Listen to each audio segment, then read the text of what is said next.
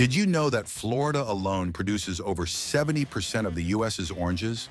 Enough to fill more than 4 Olympic swimming pools with juice every single day? But what really happens after these oranges are picked? Join Factory View behind the scenes as millions of tons of oranges are harvested, peeled, squeezed, boiled, and bottled, transformed into the orange juice and marmalade that power your breakfast. Welcome to citrus country. Here in places like Florida's Indian River region and California's Central Valley, the landscape stretches for miles with vibrant rows of citrus trees, each one a vital player in a 3 billion US orange industry. It begins with a bloom. Each spring, orange trees burst into fragrant white flowers, an essential stage in the life cycle of the fruit. These blossoms attract bees and other pollinators, ensuring a healthy fruit set. From flower to mature fruit, it takes anywhere from 7 to 9 months, depending on the variety. Maintaining a productive orange grove requires constant attention. Farmers monitor soil moisture, nutrient levels, and pest activity daily. Many large-scale farms now use precision agriculture. Drones and satellite imaging help farmers identify areas that need water or fertilizer. Water is carefully managed through irrigation systems. In California, drip irrigation delivers water directly to the roots to reduce evaporation. In Florida, overhead sprinklers are often used to protect fruit from unexpected frost during the winter months. When the fruit reaches full ripeness, typically between October and June, depending on the variety, it's time to harvest.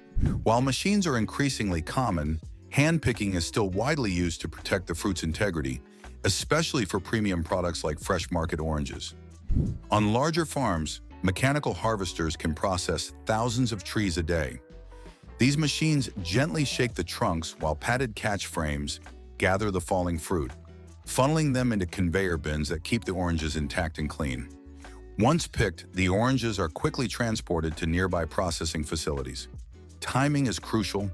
Freshness affects not only taste, but also shelf life and juice quality. With the harvest complete and crates filled to the brim, these oranges have only just begun their journey. From the sun-soaked groves, they now head to the heart of the operation, where science, speed, and precision take over. Next stop, the processing facility. It's here that these freshly picked fruits are cleaned, sorted, and transformed into the everyday products we know and love, starting with the juice that fuels millions of mornings.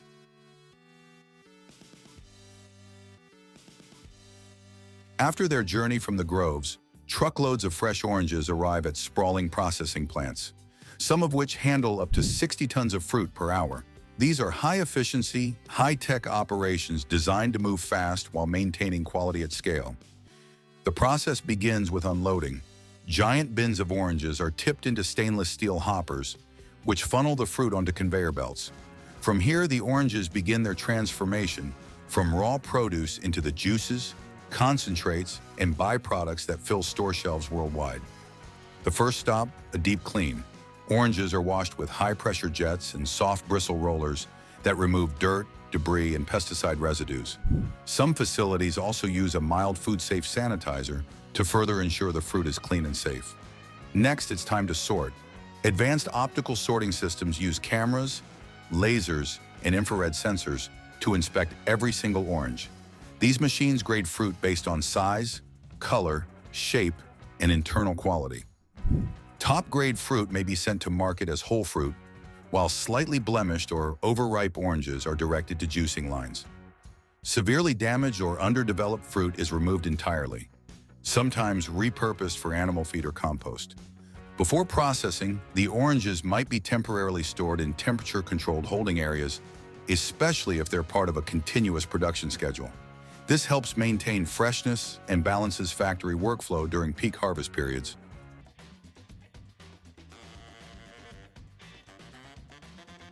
Inside the factory, each orange is carefully directed to its purpose, some destined for marmalade, some for essential oils.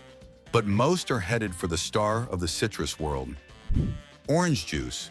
It's a staple in fridges around the globe, but turning fruit into that perfect, refreshing glass takes more than just squeezing. It's a complex process built on freshness, precision, and flavor.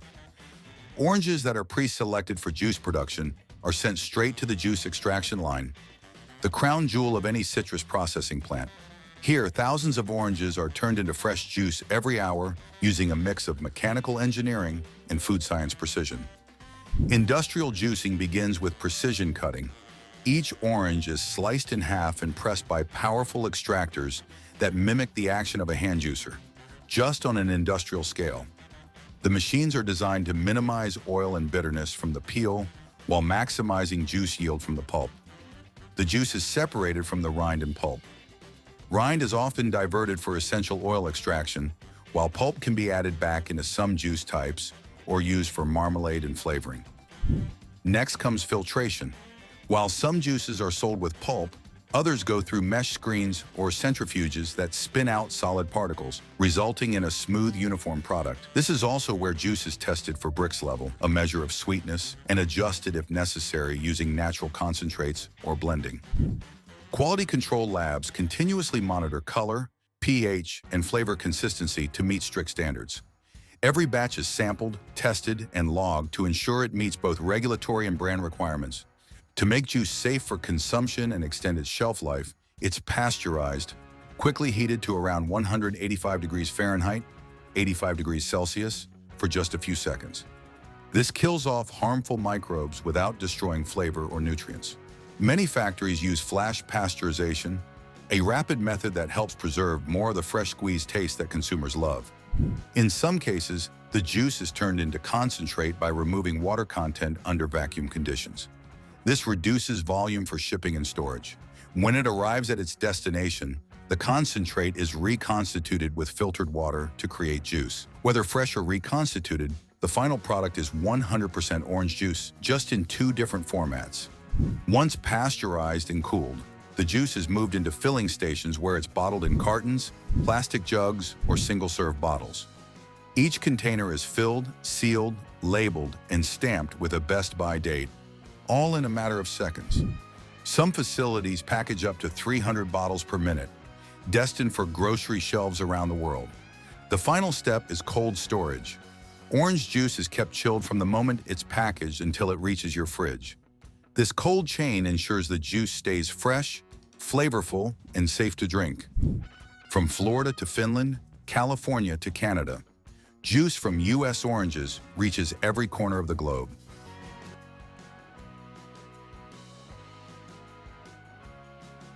Juice may be the most famous orange product, but it's far from the only one. Once the juice is extracted, there's still value left in the peel, pulp, and zest. And that's where another beloved classic comes in. Welcome to the world of orange marmalade, a sweet, tangy spread made by transforming the parts of the fruit that would otherwise go to waste. Marmalade begins with a different kind of orange, usually Seville oranges. These are more bitter and aromatic than the sweet varieties used for juice. First, the whole oranges, peel, pith, and pulp are thoroughly washed and finely sliced. This step is critical. Too thick, and the peel will overpower the flavor. Too thin, and it loses that signature texture. Next, the fruit is soaked in water for up to 24 hours. This softens the tough peel and draws out bitterness from the pith while releasing natural pectin, essential for the marmalade's eventual gel-like texture. After soaking, the orange slices are boiled with water and a precise amount of sugar. The heat causes the natural pectin to react with the acid in the fruit, thickening the mixture into a sticky, golden preserve. Reaching the right temperature, usually around 220 degrees Fahrenheit, 104 degrees Celsius, is key to achieving the perfect set. This point is known as the gel stage. Once cooked, the hot marmalade is funneled into sterilized glass jars, then sealed airtight to preserve freshness. The jars are briefly inverted to sterilize the lids and then left to cool, locking in flavor and texture. From there, it's labeled, boxed, and shipped, destined for breakfast tables around the world. Step 5. Byproducts and sustainability. Even leftover pulp and peel scraps don't go to waste. Many factories convert them into cattle feed, biofuel, or natural cleaning products, making orange processing one of the most zero-waste food industries on the planet. It's a perfect balance of sweet and bitter, a breakfast tradition born from ingenuity, craftsmanship, and a little bit of citrus science. From juice to jam, zest to concentrate, every part of the orange is put to use. Oranges aren't just delicious. They're a nutritional powerhouse that supports a healthy life, one bite at a time. From grove to glass, from blossom to breakfast, every orange carries a story of sunlight, soil, science, and people. Behind every glass of juice, every jar of marmalade, and every peel is a global network of hard work and innovation that brings this iconic fruit to your table. So the next time you enjoy an orange, remember, you're tasting more than just fruit. You're tasting a legacy. Thanks for joining us on this citrus journey. Don't forget to like, share, and subscribe for more deep dives into the foods that shape our world. And just in case you have missed some of the older episodes, we have you covered. We have attached a special selection of past Factory View episodes to this video. So stay with us and enjoy more fascinating food discoveries. See you in the next episode.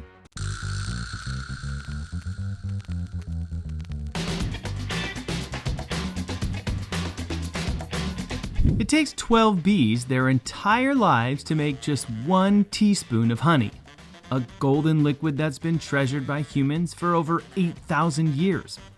In the United States alone, we consume more than 450 million pounds of honey each year, using it in everything from tea and toast to cosmetics and medicines. And worldwide, that number soars past 2 million tons. Honey has been used by humans for thousands of years. The oldest known record comes from a cave painting in Spain, estimated to be over 8,000 years old, showing a person harvesting honey from a wild hive. In ancient Egypt, honey was used not just as food, but also in medicine and religious rituals. Today, honey comes in many different varieties, depending on the flowers visited by the bees, the region, and the processing method. Let's take a look at some of the most common and rare types. Common types of honey are clover honey, wildflower honey, and acacia honey. However, there are much more rare and unique varieties of honey. Among those are Manuka honey, New Zealand, known for its antibacterial properties and often used medicinally. It's one of the most expensive types globally. Cedar honey, Yemen, sourced from cedar trees and valued for its strong, complex taste and health benefits. Elfish honey, often called the world's rarest honey. It's harvested from deep caves and can sell for thousands of dollars per kilogram. Heather honey, Scotland, thick, jelly-like consistency with a rich, aromatic flavor, rare, and highly prized in gourmet markets. Which one is your favorite variety of honey, by the way? And what is your favorite way of enjoying it? Leave us a comment below the video. I'm curious to know. But no matter the variety, the process of making honey remains a perfect collaboration between nature and human care. Now let's see how it's done, step by step. The journey of honey begins long before the factory, with the art and science of beekeeping, also known as apiculture. This is where human care and natural behavior work in harmony. Beekeepers manage colonies of honeybees, often in wooden structures called Langstroth hives, which are designed with removable frames for easy inspection and harvesting. Each hive can house tens of thousands of bees, including 1 queen, hundreds of drones, and thousands of worker bees. A typical hive consists of several sections: the brood box, where the queen lays eggs, the honey supers, where the bees store honey, and a queen excluder, a mesh barrier that keeps the queen from entering the honey storage area. Location is critical. Hives are placed near diverse floral sources: clover, lavender, acacia, or wildflowers, depending on the desired honey variety. The availability and quality of nectar directly influence both the taste and quality of the honey produced. Beekeepers often move their hives throughout the year to follow blooming seasons. This practice, called migratory beekeeping, is especially common in commercial honey production. It ensures bees always have access to fresh nectar sources, and it supports pollination and agriculture along the way. Caring for the hive is more than just placing boxes outdoors.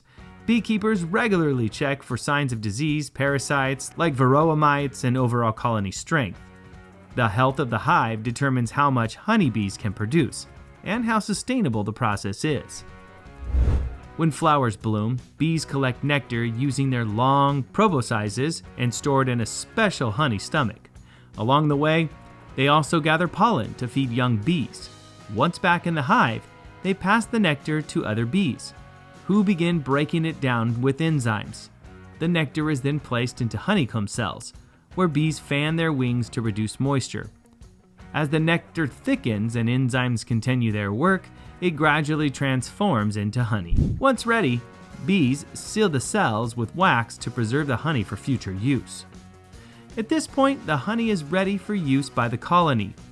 But for beekeepers, it signals the perfect time to harvest. In the next step, we'll see how the honey is carefully collected from the hive. With the honey now capped and ready, it's time for the beekeeper to step in. Harvesting honey is a delicate process, one that requires patience, precision, and respect for the colony. Before opening a hive, beekeepers use a bee smoker, a simple tool that emits cool smoke. The smoke doesn't harm the bees, but it does calm them. It disrupts their alarm pheromones and encourages them to retreat into the hive to protect the queen and consume honey, making them more docile.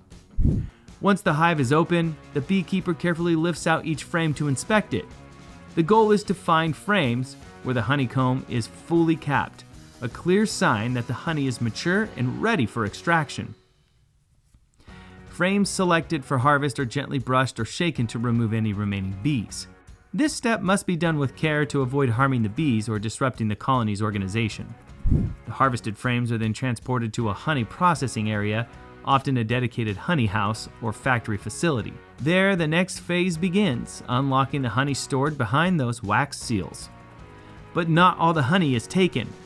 Ethical beekeepers always leave enough honey behind for the colony's survival, especially heading into the colder months.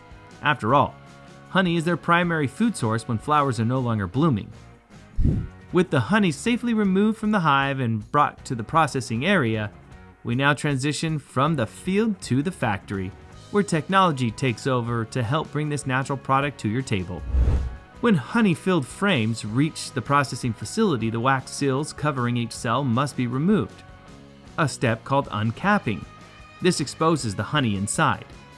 In smaller setups, beekeepers use heated knives to gently slice off the wax. Larger operations rely on machines with blades or rollers to uncap both sides quickly and efficiently. The removed wax, known as cappings wax, is collected and reused for products like candles and balms. With the wax caps removed and the combs exposed, it's time to release the honey. This is where one of the most important machines in honey production comes into play: the honey extractor. In a modern facility, uncapped frames are loaded into an electric honey extractor, a large spinning drum that uses centrifugal force to pull the honey from the comb. As the machine spins at high speed, the honey is flung out of the open cells and runs down the walls of the drum. It then collects at the bottom, where it can be drained off through a valve. The honey flows slowly, thick and golden, into a collection tank. At this point, it's still raw, containing small bits of wax, pollen, and other natural particles. One of the biggest advantages of centrifugal extraction is that it preserves the honeycomb structure.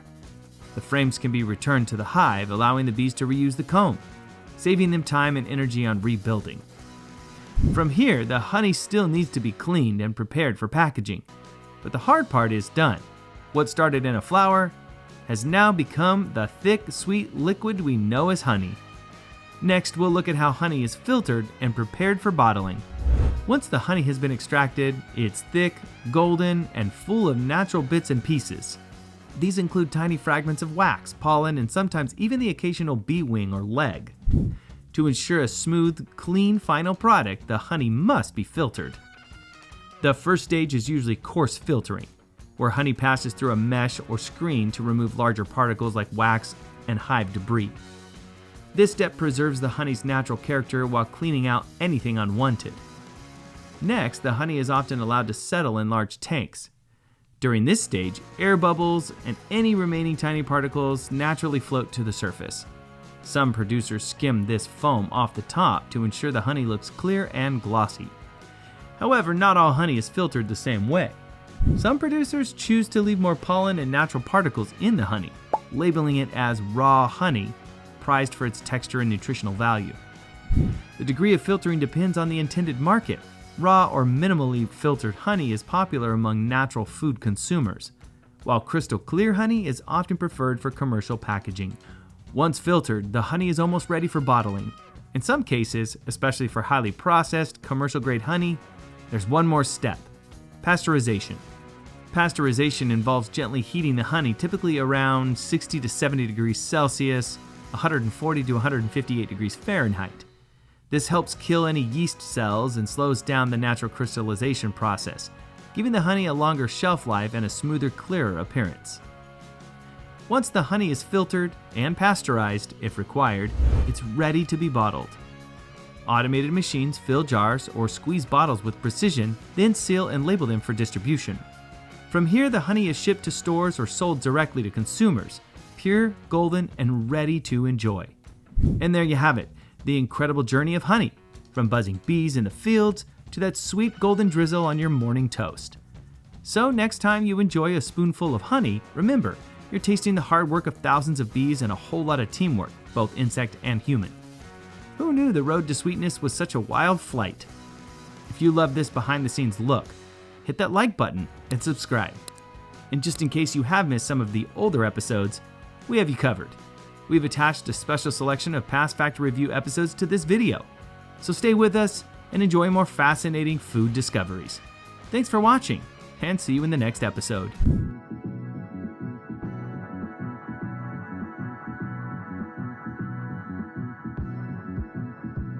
Now, picture this. You are standing in front of the yogurt shelf in your grocery store and about to decide which one of those fancy tastes you will take home. But have you ever wondered how that creamy, tangy, delicious yogurt you scoop up with your spoon makes its way from a factory to your grocery store? Well, you're in for a treat, because today we're going behind the scenes to discover the amazing process of how yogurt is made in a factory. All right, folks, we're about to enter a world where milk, science, and flavor come together to create yogurt magic. Let's dive right in. It all starts with fresh milk arriving at the factory. Depending on the recipe, it can be cow's milk, goat's milk, or even plant-based milk alternatives. But it's not just any milk that makes the cut. First, it has to go through a strict quality control process. Experts test the milk to ensure it's free from impurities and has the right levels of fat and protein. But not only proteins, yogurt has lots of other health benefits for your body. Yogurts are also high in calcium, vitamins, and live culture, or probiotics. Low-fat yogurt can be a useful source of protein on a weight loss diet. Probiotics may boost the immune system. So, in eating this delicious treat, you are even doing something good for your health. But before we continue, I would like to ask you for a quick favor. We are putting our hearts into the videos for you, and your support means the world to us. So, please subscribe to our channel, like and share with your favorite people, and let's continue our journey together through more fascinating food discoveries. So, once the milk has gone through the quality control, next up is pasteurization. This step is all about safety and setting the stage for our yogurt. The milk is heated to a specific temperature, usually around 185 degrees Fahrenheit, 85 degrees Celsius, to kill any harmful bacteria. Think of it like giving the milk a spa day to cleanse and refresh.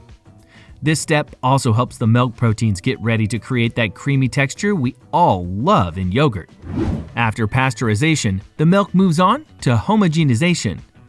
This process breaks down fat molecules in the milk to ensure a smooth and consistent texture.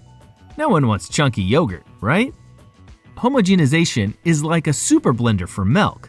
It ensures that every spoonful of yogurt is just as smooth and creamy as the last. Now comes the science-y part, adding live bacteria cultures. These are the friendly bacteria that turn milk into yogurt through fermentation. 2 superstar strains, Lactobacillus bulgaricus and Streptococcus thermophilus, are added to the milk. Now look at those. These little guys are the real MVPs. They eat up the natural sugars in the milk, known as lactose, and produce lactic acid.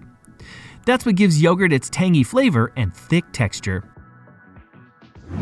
Once the cultures are added, the milk is transferred to fermentation tanks. The mixture is kept warm, usually around 110 degrees Fahrenheit, 43 degrees Celsius, to create the perfect environment for the bacteria to do their job. Think of this step like baking a cake, but instead of an oven, we're using tanks, and instead of cake batter, it's milk and bacteria. The mixture ferments for 4 to 7 hours, and voila, it starts turning into yogurt. Now, if we're going to process just a plain simple yogurt, we would go straight to the next step, the cooling part. But I want to give you a little caviar here and show you what step is done to produce an extra luxurious and creamy yogurt before cooling. The Greek yogurt. The step we are looking at here is called straining. This step separates Greek yogurt from regular yogurt you find in your grocery store fridge. This is done using special filters or centrifuges, which separate the yogurt from the watery part of the milk. For every gallon of milk, you only get about a third as much Greek yogurt. Talk about concentrated goodness. The result? A super thick protein-packed yogurt with that luxurious texture we all love. So after fermentation, or after straining for the Greek yogurt, the yogurt is rapidly cooled to stop the bacteria from overworking. If they keep going, the yogurt could end up too sour. Cooling locks in that perfect tangy flavor and creamy texture. It's like telling the bacteria, "Great job, team, you can rest now." Now, it's time to jazz things up. This is where the yogurt gets its personality. Fruit purees, sweeteners, vanilla, or even chocolate are mixed in for flavored yogurt options. For plain yogurt fans, this step is skipped, and the yogurt stays simple and classic. Fun fact, factories use precise machines to ensure the flavors are evenly distributed. Ever notice how your strawberry yogurt has the same delicious taste in every bite? That's no accident. By the way, what's your favorite flavor? Do you like regular yogurt, or do you enjoy the luxurious Greek yogurt? Leave us a comment below the video. Okay guys, now once the yogurt is flavored, or left plain, it's time for packaging. The yogurt is pumped into individual containers, big tubs, single-serve cups, or even drinkable bottles.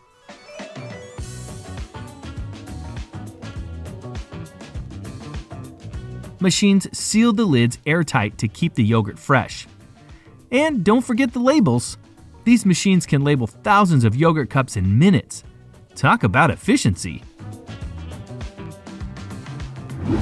Before the yogurt is shipped out, it undergoes one last round of quality control. Technicians test the texture, flavor, and even the live bacteria levels to make sure everything meets the factory standards. Yep, there's an official yogurt taste test. What a job, right? Every batch must be perfect before it hits the shelves. Once the yogurt passes quality control, it's packed into refrigerated trucks and shipped to grocery stores near you. And there you have it, folks. That creamy, dreamy yogurt you love so much has gone through quite the adventure to get to your breakfast table. I hope you enjoyed this behind-the-scenes look at how yogurt is made. Next time you dig into your favorite flavor, you'll know just how much care and science went into creating it. Thanks for watching, and don't forget to like, subscribe, and comment below.